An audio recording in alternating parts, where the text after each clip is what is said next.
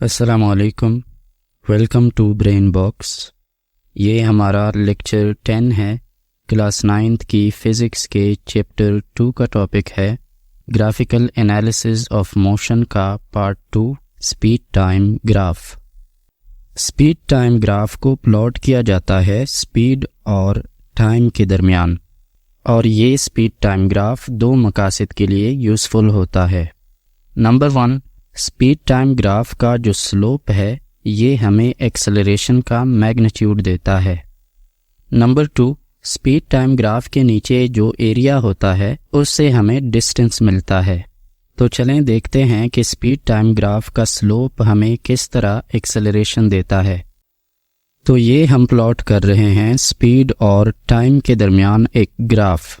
अब अज्यूम कर लें कि एक बॉडी की स्पीड 4 सेकंड में 0 से बढ़कर 8 मीटर पर सेकंड हो जाती है। यहाँ पर आपको स्लोप का फॉर्मूला याद होगा।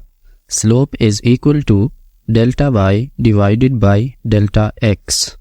वाई एक्सिस पर हमारी स्पीड या वेलोसिटी है, तो डेल्टा वाई की जगह मैं लिखूंगा v2 माइनस v1।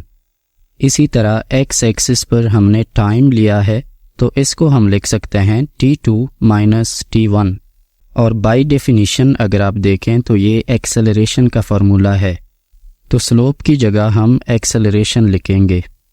फॉर्मूले में वैल्यूज़ पुट करेंगे तो ऊपर 8 माइनस 0 मीटर पर सेकंड की स्पीड आ जाएगी और नीचे 4 माइनस 0 सेकेंड्स का टाइम आ जाएगा।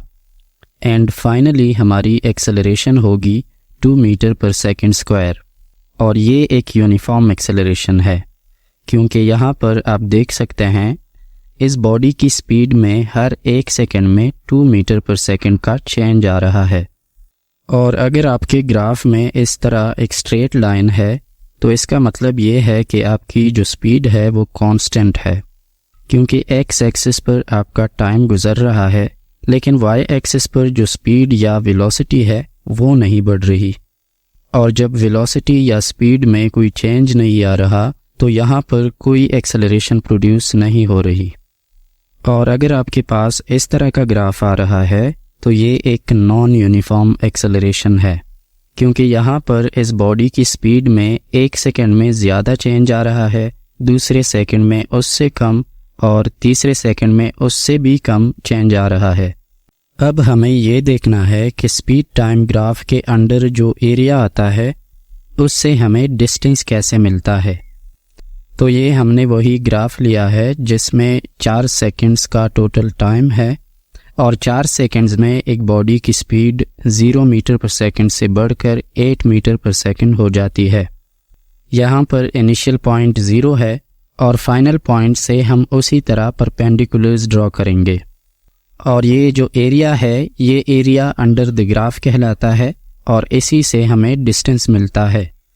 आपको स्पीड का फॉर्मूला याद होगा, speed is equal to distance upon time. और यहाँ पर डिस्टेंस फाइंड करने के लिए हम टाइम को स्पीड से मल्टीप्लाई करेंगे। डिस्टेंस को हम डेल्टा एस से रिप्रेजेंट करते हैं, तो ये हो जाएगा delta we multiplied by delta T. अब यहाँ पर जो 0 से लेकर 4 सेकंड्स तक का टाइम है ये हमारा डेल्टा टी है, और 0 से लेकर 8 मीटर पर सेकंड तक हमारा डेल्टा वी है।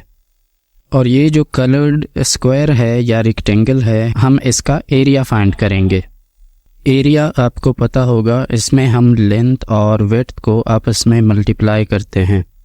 और अभी हमने पढ़ा था कि ये delta we multiplied by delta T distance का फॉर्मूला है, तो हम एरिया की जगह डिस्टेंस लिखेंगे। और डिस्टेंस बराबर है 8 मीटर पर सेकंड मल्टीप्लाइड बाय 4 सेकंड्स।